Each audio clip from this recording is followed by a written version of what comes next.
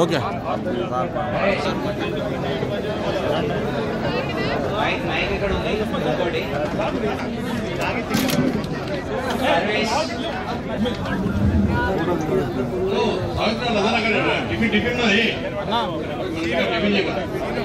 అందరూ పాపర వెంట దగ్గర టిఫిన్ టిఫిన్ చేయండి అబ్బి గంట సతీష్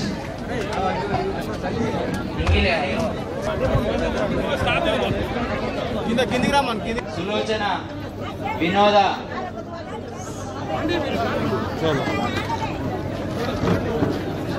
స్రవంతి ఓకే ఓకే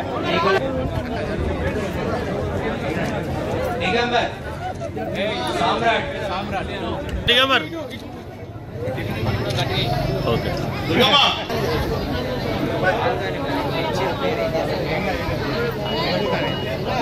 అదేవిధంగా చైతన్య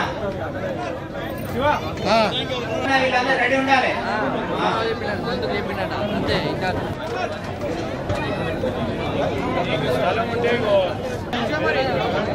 ప్లీజ్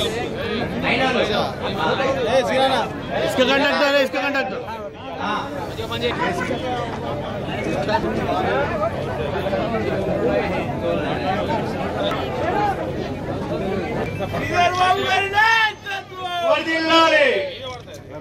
పైకి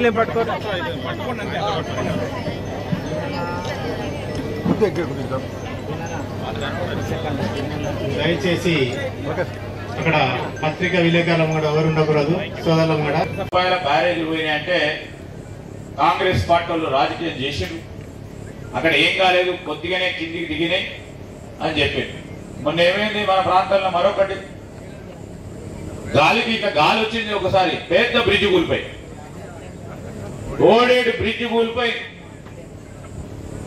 సిగ్గు శరం లజ్జ ఉన్న వాళ్ళు దాన్ని ఎన్కేస్తే ప్రయత్నం చేస్తా ఉన్నారు.